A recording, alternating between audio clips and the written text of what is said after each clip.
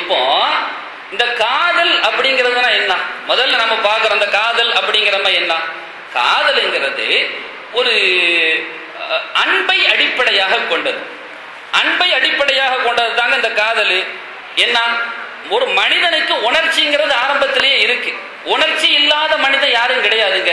உணர்ச்சியே இல்லாம ஒருத்தன் கிடக்கிறான் வைங்க, மனுஷன். அந்த உலகம் இயங்குமா? முதல்ல இந்த உலகத்தில் காதல் இல்லை என்று சொன்னா உலகம் இயங்குமானா உலகமே இயங்காதுங்க. உலகம் எப்படி இயங்கும்? ஒவ்வொன்றின் மீதும், அது தாவர வர்க்கமாக இருந்தாலும் சரி, அதுக்கு கூட மகரந்த சேர்க்கை என்று ஒன்று இருக்கிறது. ஹதீஸ்ல கூட வருது. ஸல்லல்லாஹு அலைஹி வஸல்லம் மதீனா ஷரீஃபுக்கு போன சமயத்துல அங்க என்ன செஞ்சாங்க? நல்ல ஈச்ச மர தோப்புகள் எல்லாம் நிறைஞ்சு வாழும். ஆண் ஈச்ச மரத்தையும் பெண் ஈச்ச மரத்தையும் ரெண்டையும் கட்டி வைப்பாங்க. அப்படி கட்டி வச்சாங்கன்னு சொன்னா மகசூல் ரொம்ப அதிகமா வரும் அப்படிங்கிறது ஹதீஸ்ல இருக்கு. அப்போ அந்த சேர்க்கை எதற்கும் இருக்கிறது? தாவர வர்க்கத்திற்கும் இருக்கிறது. நம்ம மிருக ஜாதிட்ட பார்த்திருக்கிறோம், ஆனா தாவர வர்க்கத்தை பார்த்தது இல்லையே. ஹதீஸ் தெளிவுபடுத்துகிறது. அதை அந்த தாவர வர்க்க அந்த ஆள்கள்ட்ட போய் கேட்டா தெரியும், எப்படிங்க உங்களோட அந்த சேர்க்கை எப்படி நடக்கும்னு கேட்டா அவங்க சொல்லுவாங்க. ஆக காதல் என்பது மனிதனுக்கு மாத்திரம் சொந்தமானதல்ல, மிருகத்திற்கும் உண்டு. எல்லா மிருகத்துக்கிட்டே இருக்கு. எல்லா மிருகத்துக்கிட்டே அந்த காதல் தன்மை இருக்கு. ஆனா அவங்களுக்கு எல்லாம் கட்டுப்படுத்தக்கூடிய தன்மை கிடையாது. அந்த மிருகத்துக்கு கட்டுப்பாடுலாம் கிடையாது. ஒரு சிங்கம், ஆண் சிங்கம் இந்த பெண் சிங்கத்தை தான் காதலிக்க வேண்டும், இந்த பெண் சிங்கத்தோடு தான் வாழ வேண்டும், இந்த பெண் சிங்கத்தோடு மட்டும் தான் உறவு கொள்ள வேண்டும் என்று சட்டம் அதுக்கு இருக்கான கிடையாது. அதுக்கு அந்த சட்டம் கிடையாது. அதே சமயத்தில் சில பறவை இனங்கள் இருக்கிறது. உதாரணத்திற்கு புறாவை எடுத்துக்கொண்டால் சரி, சிட்டுக்குருவிகளை எடுத்துக்கொண்டால் சரி, தனக்கென்று ஒரு குருவியை வைத்துக் கொண்டால் அதோடு மாத்திரமே சேர்க்கையை சேர்த்துக் கொள்ளும் என்று அதனுடைய பண்பை பதிவு செய்கிற ஆய்வாளர்கள் சொல்லுகிறார்கள். அதுல மாத்திரம் தான் சேர்க்கும். அது இறந்து விட்டது என்றால் இதுவும் முட்டி மோதி இறந்தே போய்விடும் இருக்கு. அப்போ சில மிருகத்திடத்தில், சில பறவைகளிடத்தில் ஒருவனுக்கு ஒருத்தி என்கின்ற அம்சம் அதற்கு இருக்கு. அதை தாண்டி வேற எங்கேயும் போகாது அப்படிங்கிறது இருக்கு. சரி, இப்ப இந்த அன்பு இல்லை என்று சொன்னால், இந்த பரிமாற்றம் இல்லை என்று சொன்னால் இந்த உலகமே இயங்காமல் போய்விடும். ஸல்லல்லாஹு அலைஹி வஸல்லம் சொல்றாங்க. இப்ப எப்படிங்க உலகம் இயங்கும்?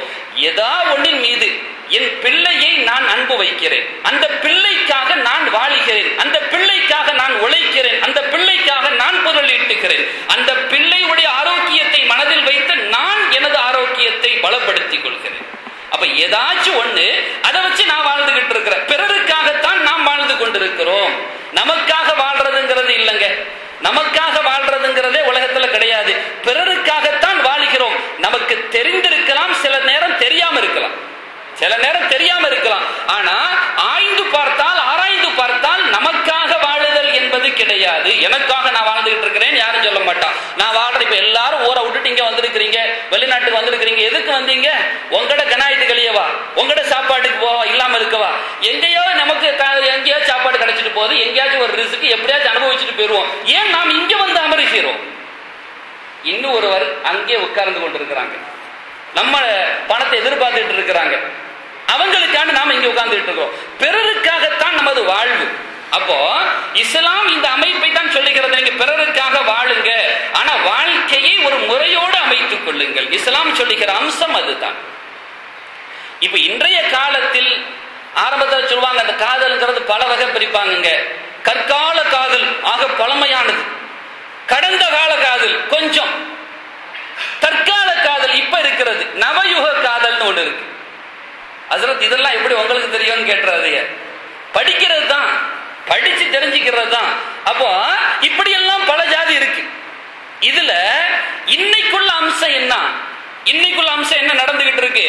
ஐயாமுல் ஜாஹிலியா அப்படியே குடிகொண்டிருக்கிறது. ஆரம்பத்தில் ஐயாமுல் ஜாஹிலியாவுடைய காலம் என்று வண்டிக்கப்படுகிறது. பிளாக் டேஸ், இருண்ட நாட்கள், அவைகள் எல்லாம் இருண்ட நாட்கள் என்று வர்ணிக்கப்பட்டது. எந்த சமயத்துல யாரும் யாரோடும் எப்படி வேண்டாலும், எந்த சூழலிலும், எந்த சமயத்திலும் எப்படியும் இருந்து கொள்ளலாம் அப்படிங்கிறது அன்றைய கால இருந்த வாழ்க்கையினுடைய முறை. ஸல்லல்லாஹு அலைஹி வஸல்லம் வந்ததின் பின்னால் அதை படிப்படியாக மாற்றினார்கள். ஆரம்பத்தில் இருந்ததுன்னா ஒரு பெண் என்று சொன்னாலே இழி பிறவி என்று இன்றும் எத்தனையோ ஆகமங்களில் பதிவு செய்யப்பட்டிருக்கிறது. ஆனா இன்னைக்கு இஸ்லாம் மாத்திரம் தான் பெண்மைக்கு தனி ஒரு மரியாதையை வழங்கி, தனி கௌரவத்தை கொடுத்து, தனி மகத்துவத்தை கொடுத்து, அவர்களுக்கென்று தனி அந்தஸ்தையை இஸ்லாம் மாத்திரம் தான் கொடுத்தது. இன்னைக்கு யார் யாரெல்லாமோ பெண்ணுக்கு உரிமைகள் நாங்கள் கொடுக்கிறோம் சொல்றாங்க. ஆனா இஸ்லாம் மாத்திரமே பெண்களுக்கு முழு உரிமையை சுதந்திரத்தோடு வழங்கியது. மற்றவைகள் எல்லாம் சுதந்திரம் அல்ல, சூவை எடுத்திருக்க வெறும் தந்திரத்தோட தான் அவங்களுக்கு சுய உரிமைட்டு வழங்கிட்டு. மற்றவைகள் எல்லாம் வெறும் தந்திரத்தோடு தான் நாங்க சுதந்திரம் தரோம். அது என்ன? இஸ்லாம் அன்றே சொல்லிவிட்டது, ஹுன்ன லிபாசுல் லக்கும் வ அன்தும் லிபாசுல் லஹுன். நீங்க அவங்களுக்கு ஆட, அந்த பொம்பளைங்க ஆம்பளைங்களுக்கு ஆட. அல்லாஹ் குர்ஆன்ல சொல்லிட்டான். ஆண்கள் பெண்களுக்கு ஆடை, பெண்கள் ஆண்களுக்கு ஆடை. அப்போ இரண்டு பேரும் இருவர்கள் மத்தியில் மறைக்க வேண்டியவர்கள். அப்ப ஒரு கணவன் மனைவியுடைய இல்லற வாழ்க்கையின் ரகசியத்தை அது மிக தெளிவாக வலியுறுத்தி காட்டுகிறது. எப்படி இருக்கணும், அதோடைய சப்ஜெக்ட் வேற, இன்ஷால்லா அதை பத்தி கலவு பேசுவோம். அப்போ இஸ்லாம் சரிசமம் கொடுத்ததா இல்லையா? ஹுன்ன லிபாசுன், அந்த பெண்கள் லக்கும், உங்களுக்கு லிபாசு. அதே லிபாசத்தை அல்லாஹ் சொல்றான், அன்தும் நீங்க லிபாசுல் லஹுன், அவங்களுக்கு லிபாசு. சம உரிமை வழங்கிடுச்சு பத்தியலா? ஆம்பளை பொம்பளை சரிதான், சரி சமம் தான் கொடுத்துருச்சா இல்லையா? சரி, இப்ப ஏங்க பெண்களுக்குன்னு தனி சட்டத்தை இஸ்லாம் இவ்வளவு வன்மையாக போடுகிறது? பெண்களுக்கென்று ஏன் ஒரு தடை உத்தரவை மிக கண்டிஷனா போட்டுட்டு இருக்கு? என்னங்க காரணம் அப்படின்னு கேட்டா, தங்கத்தை கழுத்தில் அணிந்தால் தான் மரியாதை. அதே சமயத்துல எவனாவது தங்கத்தை ரோட்ல போட்டுட்டு போவானா? காலுக்கு கீழே ஒட்டி வச்சுட்டு போவானா? அர்த்தம் இல்லாத வேலையா போயிரும் இல்லையா? அப்ப எங்க அணிந்து அழகு பார்க்க வேண்டுமோ அங்கு அணிந்து அழகு பார்த்தால் தான் அதற்கென்று ஒரு மரியாதை. நவரத்தினம் என்று சொல்லுகிறோம், அந்த நவரத்தினத்தை அணிய வேண்டிய இடத்தில் அணிந்து அழகு பார்க்க வேண்டும். அந்த நவரத்தினத்தை கொண்டு கக்கூஸ் கோலில போட்டா சரி வருமா? அதைத்தான் இஸ்லாம் சொல்லுகிறது. எதை எங்க வைக்கணுமோ அங்க வைங்க. ஆண்களிடத்தில் ஆண்மை இருக்க வேண்டும், பெண்களிடத்தில் பெண்மை இருக்க வேண்டும். பெண்ணுக்கு அழகு மறைந்திருப்பதுதான் என்று இஸ்லாம் வலியுறுத்தி காட்டுகிறது. எனவே அவர்களை நீங்கள் தெருவில் கொண்டு வராதீர்கள், பல ஆடவர்களுக்கு முன்னால் அணிவகுக்க வைக்காதீர்கள். அது இஸ்லாமிய கலாச்சாரம் அல்ல, ஐயாமுல் ஜாஹிலியா கலாச்சாரம். ஆரம்பத்துல எப்படின்னு சொன்னா, இன்னைக்கு தானங்க கல்யாணம் எல்லாம் ஸல்லல்லாஹு அலைஹி வஸல்லம் வந்ததுக்கு அப்புறம் தானே கல்யாண முறைகள் எல்லாம். ஆரம்பத்துல என்னங்க கல்யாணம், போயிட்டே இருந்தாங்கள, நல்ல அழகான ஒரு ஆள் வந்தா வாங்கல வாரியலான்னு கூப்பிட்டுருவா. பொம்பளை என்ன செய்வா? வாரியலான்னு கூப்பிடுவா. இவ கூப்பிடுறதுங்கிறது எப்பவுமே ஒரு நாள் தான்.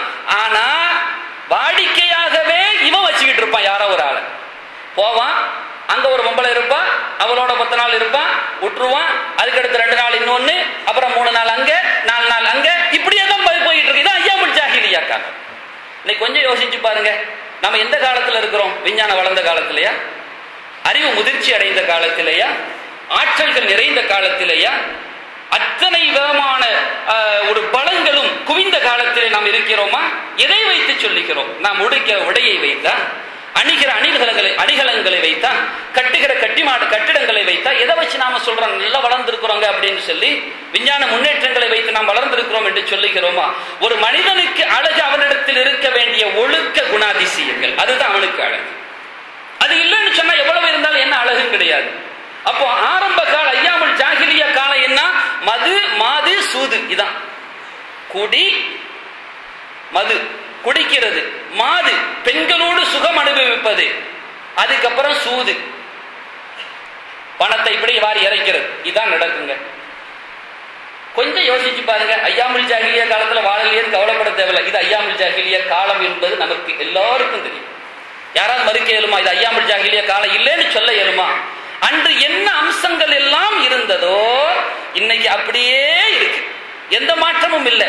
ஆனா இது நமக்கு ஒன்றை வலியுறுத்தி காட்டுகிறது. அன்று இருந்ததை போன்று இன்றும் இருக்கிறது. ஆனா நமக்கு ஒன்றை நிச்சயமாக வலியுறுத்தி காட்டுகிறது. எதை தெரியுமா? சக்கரம் ஒரு இடத்திலிருந்து சுழன்று மீண்டும் அதே இடத்திற்கு வருகிற பொழுது அது முடிவை வலியுறுத்தி காட்டும். உலகத்தின் அழிவை இது வலியுறுத்தி காட்டுகிறது. அன்றே ஸல்லல்லாஹு அலைஹி வஸல்லம் அவர்களுக்கு அல்லாஹ் அருள்மறை வசனத்தின் மூலம் இறக்கினான். கியாமத்து நெருங்கி விட்டது. ஒன்ஷக்கல் கமர் பிளந்து விட்டது அல்லாஹ் சொன்னான் ஸல்லல்லாஹு அலைஹி வஸல்லத்துக்கு. அன்று இறங்கிய வசனம் இன்னைக்கு வரைக்கும் இருக்குன்னா, கியாமத்தை பொறுத்தவரை இன்னைக்கு இதெல்லாம் ரொம்ப சர்வசாதாரணங்க. அங்க இருக்கக்கூடிய ஒரு நாள் இங்க 10,000 வருடங்கள். அப்ப கியாமத்து நெருங்கிடுச்சுங்கிறது மாத்திரம் நமக்கு தெரியுது. இப்ப இந்த கியாமத்து நெருங்கின காலத்துல நம்மளை எவ்வளவு சேஃப்டியா வச்சுக்கிட்டு இருக்கணும், எவ்வளவு கேர்ஃபுல்லா நாம இருக்கணும், எவ்வளவு பாதுகாப்பா நாம இருக்கணும்.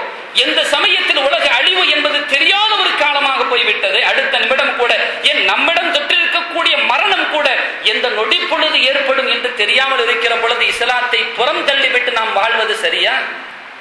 கண்ணியத்திற்குரிய அல்லாஹ்வின் நல்லடியார்களே, சற்று நாம் சிந்தித்து பார்க்கிறோம்.